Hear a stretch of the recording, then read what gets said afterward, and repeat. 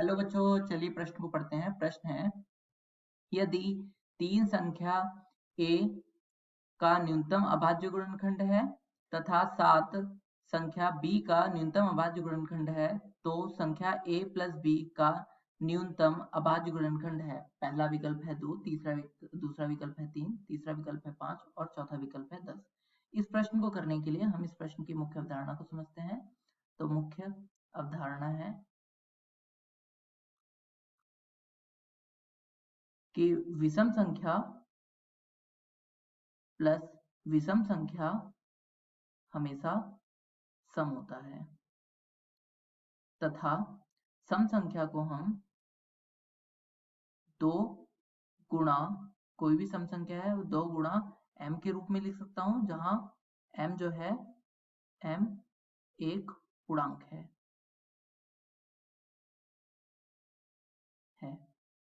अब इस प्रश्न में हमसे क्या कह रहा है कि a जो है वह 3 जो है a का न्यूनतम अभाज्य गुणनखंड है। अर्थात यह हुआ कि जो a है वह उसको मैं लिख सकता हूँ 3 गुणा m, जहां m कोई पूर्णांक होगा और यहाँ पर 3 से छोटा कोई भी अभाज्य गुणनखंड नहीं है। इसका मतलब यह इस नंबर का 2 अभाज्य गुणनखंड नहीं होगा।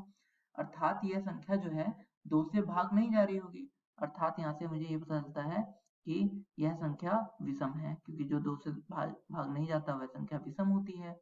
और इसी तरीके से मैं b को क्या लिख सकता हूँ, b संख्या का 7 न्यूनतम अभाज्य गुणनखंड है, तो उसको लिख सकता हूँ 7 गुणा n। तो अर्थात यह भी 2 से विभाजित नहीं होगा, तो इसलिए ये भी क्या होगा, यह भी एक विषम संख्या होगा।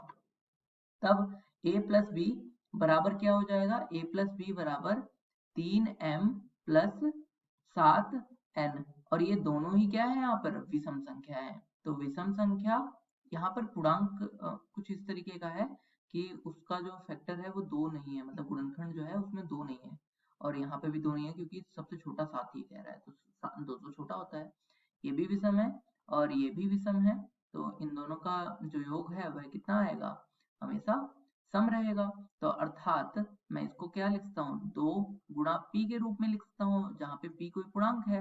अर्थात इसका जो ये a प्लस b बराबर 2 गुणा p, जहाँ पे p क्या है, कोई एक संख्या है, मतलब p क्या है, कोई पूर्णांक है। अर्थात 2 जो हो गया वह है इसका सबसे छोटा क्या हो गया, गुणनखंड हो गया।